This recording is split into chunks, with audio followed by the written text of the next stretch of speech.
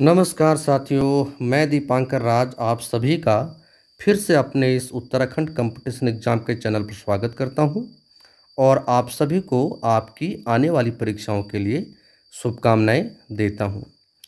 आज मैं उत्तराखंड के कुछ ऐतिहासिक लेखों के बारे में आपको बताऊंगा जिनसे संबंधित प्रश्न परीक्षा में पूछे जाते हैं।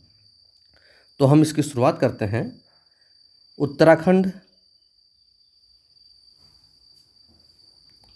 उत्तराखंड प्रमुख ऐतिहासिक लेख। इसमें कालसी, लाखा मंडल, सिरौली मंडल एवं माणा आदि से शिलालेख मिले हैं। कहाँ कहाँ से मिले हैं? कालसी, लाखा मंडल, सिरौली मंडल एवं माणा आदि से शिलालेख मिले हैं। अशोक ने एक अभिलेख अपने राज्य की उत्तरी सीमा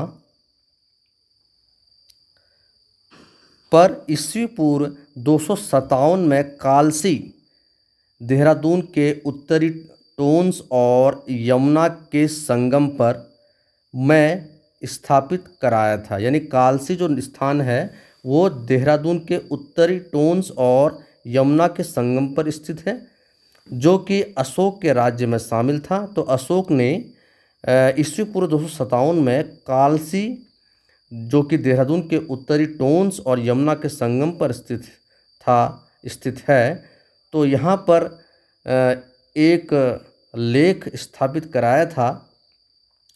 यह लेख पाली भाषा में है। इस अभिलेख में अशोक की यह घोषणा है कि उसने राज्य में हर स्थान पर मनुष्यों एवं पशुओं की चिकित्सा की व्यवस्था कर दी है। तो इस अभिलेख में अशोक की यह घोषणा है कि उसने राज्य में हर स्थान पर मनुष्यों एवं पशुओं की चिकित्सा की व्यवस्था कर दी है। इसमें लोगों को हिंसा को त्यागने तथा अहिंसा को अपनाने की बात भी कही है। तो यह अभिलेख अशोक के शस्त्र त्याग और बौद्ध धर्म की ओर जाने का संदेश देता है, जिसमें अशोक हिंसा को त्यागने का और अहिंसा को अपनाने का संदेश इस अभिलेख के माध्यम से देना चाहते हैं। और इस अभिलेख में अशोक की घोषणा है कि उन्होंने हर स्थान पर मनुष्यों एवं पशुओं की चिकित्सा के लिए व्यवस्था कर दी है। तो यह अभिलेख देहरादून के कालसी नामक स्थान पर स्थापित है और देहरादून के उत्तराखंड की उत्तरी सीमा पर है और इसे ईस्वी पूर्व 257 में कालसी, जो कि देहरादून के उत्तरी टोंस और यमुना के संगम पर स्थित है, यहाँ अशोक द्वारा स्थापित कराया गया था। अगला पॉइंट है, कालसी अभिलेख में यहाँ के निवासियों के लिए पुलिंद तथा इस क्षेत्र के लिए अपरांत शब्द प्रयुक्त किया गया है। ध्यान दीजिएगा, कालसी अभिलेख में यहाँ के निवासियों के लिए पुलिंद तथा इस क्षेत्र के लिए अपरांत शब्द प्रयुक्त किया गया है। अगला पॉइंट है, देहरादून के जौनसार बाबर स्थित लाखा मंडल से राजकुमारी ईश्वरा का शिलालेख प्राप्त हुआ है। इस शिलालेख के अनुसार यमुना उपत्यका में यादवों का राज्य था। तो देहरादून के जौनसार बाबर से लाखा मंडल से राजकुमारी ईश्वरा का शिलालेख प्राप्त हुआ है। इस शिलालेख के अनुसार यमुना उपत्यका में यादवों का राज्य था। अगला पॉइंट है, गोपेश्वर, कालीमठ, केदारनाथ तथा नाला के लेख मंदिर की दीवारों पर उत्कीर्ण हैं। देखिए, मंदिर की दीवारों पर भी लेख उत्कीर्ण करने की परंपरा रही है। तो गोपेश्वर, कालीमठ, केदारनाथ तथा नाला के लेख मंदिर की दीवारों पर उत्कीर्ण हैं। अगला पॉइंट है, देवप्रयाग वामन गुहा जिसे कहा जाता था, तथा कल्पनाथ में गुफाओं के अंदर दीवारों पर लेख मिले हैं। यानी देवप्रयाग वामन गुहा तथा कल्पनाथ में गुफाओं के अंदर दीवारों पर लेख मिले हैं। अगला पॉइंट है, नैनीताल तथा बाड़वाला देहरादून में स्थित है से ईंटों पर उत्कीर्ण लेख मिले हैं। देखिए, ईंटों पर उत्कीर्ण लेख भी पाए गए हैं। मंदिर पर उत्कीर्ण और ईंटों पर उत्कीर्ण लेखों की यहाँ चर्चा हो रही है। तो नैनीताल में बाड़वाला देहरादून से ईंटों पर उत्कीर्ण लेख पाए गए हैं। अगला पॉइंट है, देवलगढ़ तथा कोलसारी से प्राप्त मूर्ति पीठिका लेख हैं। यानी मूर्ति पीठिका लेख हैं। देवलगढ़ और कोलसारी से प्राप्त जो लेख है वो मूर्ति पीठिका लेख है। अगला पॉइंट है, गोपेश्वर तथा बाड़ाहाट से त्रिशूल लेख मिले हैं। गोपेश्वर और बाड़ाहाट से त्रिशूल लेख मिले हैं। पॉइंट ज़रा इम्पोर्टेंट लग रहा है कि गोपेश्वर और बाड़ाहाट से त्रिशूल लेख मिले हैं। गोपेश्वर जो कि चमोली जनपद में स्थित है और बाड़ाहाट जो कि उत्तरकाशी जनपद में स्थित है। तो यहाँ से त्रिशूल लेख मिले हैं, जो कि यहाँ शिव की पूजा की ओर संकेत करता है। अगला पॉइंट है, गोपेश्वर के रुद्र शिव मंदिर के त्रिशूल लेख में 2 राजाओं नागपति नाग व अशोक चल के लेख हैं। तो गोपेश्वर के रुद्र शिव मंदिर के त्रिशूल लेख में 2 राजाओं नागपति नाग व अशोक चल के लेख हैं। 6ठी से 7वीं शताब्दी के मध्य नागपति नाग ने इस क्षेत्र को जीता था तथा 12वीं सदी में पश्चिम नेपाल के राजा अशोक चल ने इस क्षेत्र को जीता था। तो पहले नागपति नाग ने इस क्षेत्र को जीता था, बाद में उसके कुछ समय बाद 12वीं सदी में नेपाल के राजा अशोक चल ने इस क्षेत्र को जीता था, जिसका संकेत जो कि गोपेश्वर के रुद्र शिव मंदिर में त्रिशूल लेख में 2 राजाओं यानी नागपति नाग और अशोक चल के लेख हैं।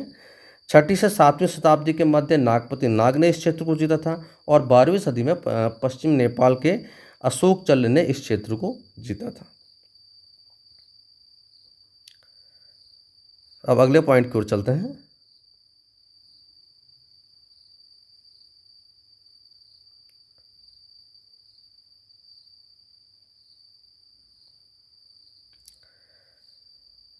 प्रथम एवं द्वितीय सदी की कुषाणकालीन मुद्राएं मुनि की रेती तथा सुमाड़ी से मिली हैं।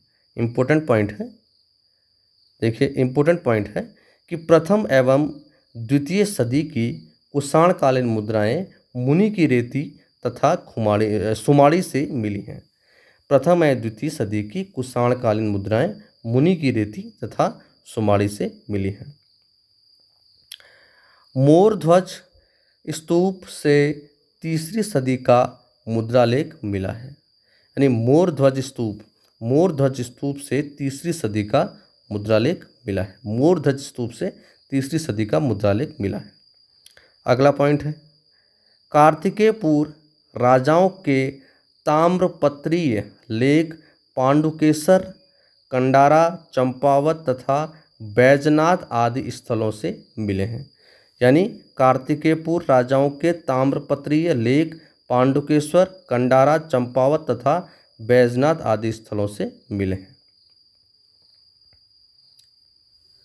अगला पॉइंट है, पांडुकेश्वर से 4, कंडारा से 1 तथा चंपावत से 1 ताम्रलेख मिला है। पांडुकेश्वर से 4, कंडारा से 1 तथा चंपावत से 1 ताम्र लेख मिला है।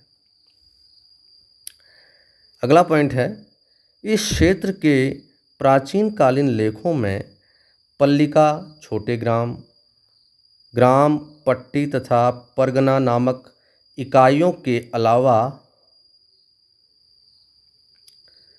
महत्तम, ग्राम शासक, भृत्य सेवक, प्रतिहार, द्वार रक्षक, गोप्त रक्षक, कोटपाल, गढ़ रक्षक, बलाध्यक्ष, सेना नायक जिसे कहते थे, महादंड नायक, प्रधान सेनापति, पटलिक, लेखापरी, कुलचारिक, तहसीलदार आदि पदाधिकारियों का उल्लेख मिलता है जो कि संगठित प्रशासन की सूचना देते हैं। तो इस क्षेत्र के प्राचीन कालीन लेखों, अब लेखों में क्या क्या है, लेखों में पल्लिका, छोटे ग्राम, ग्राम, पट्टी, परगना नामक इकाइयों के अलावा महत्तम, ग्राम शासक, भृत्य, सेवक, प्रतिहार, द्वार रक्षक, गोप्त रक्षक, कोटपाल, गढ़ रक्षक, बलाध्यक्ष, सेना नायक, महादंड नायक, प्रधान सेनापति, अक्षपटलिक, लेखापरी, कुलचारिक, तहसीलदार आदि पदाधिकारियों का उल्लेख मिलता है जो कि संगठित प्रशासन की सूचना देते हैं। तो ये प्रमुख लेखों के बारे में सूचना है। एक हल्का सा रिकॉल करता हूँ। तो कालसी, लेखामंडल, सिरोली मंडल, माणा आदि से मिले हैं। अशोक का मुख्य जो अभिलेख है वो देहरादून के कालसी नामक स्थान से मिला है जो कि देहरादून के उत्तरी टोंस और यमुना के संगम पर स्थित है, जिसमें पशुओं और मनुष्य की चिकित्सा और अहिंसा को छोड़ने और अहिंसा को अपनाने की बात कही गई है। काल से अभिलेख में यहाँ के निवासियों के लिए पुलिंद तथा क्षेत्र के लिए अपरांत शब्द का प्रयोग किया गया है। देहरादून जौनसार बाबर स्थित लाखामंडल से राजकुमारी ईश्वर का शिलालेख प्राप्त हुआ है। इस शिलालेख के अनुसार यमुना अत्यपका में यादवों का राज्य था। गोपेश्वर, कालीमठ, केदारनाथ तथा नाला के लेख मंदिर की दीवारों पर उत्कीर्ण हैं।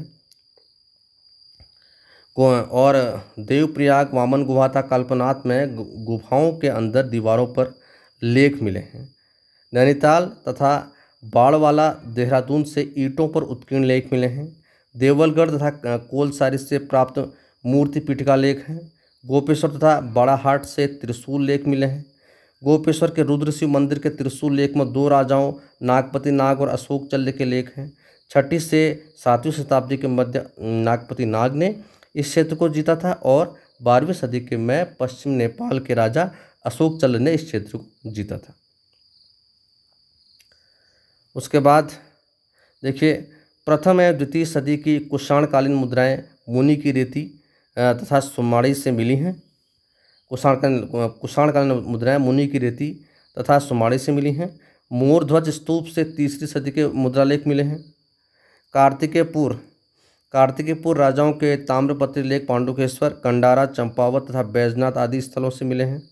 पांडुकेश्वर से 4, कंडारा से 1 तथा चंपावत से 1 ताम्रलेख मिला है।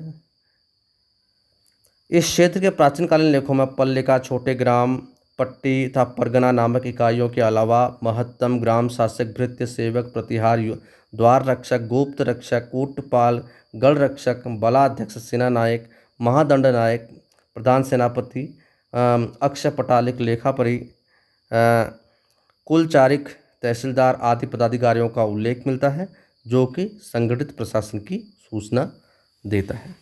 तो ये थी उत्तराखंड में पाए जाने वाले प्रमुख ऐतिहासिक लेखों के बारे में संक्षिप्त जानकारी।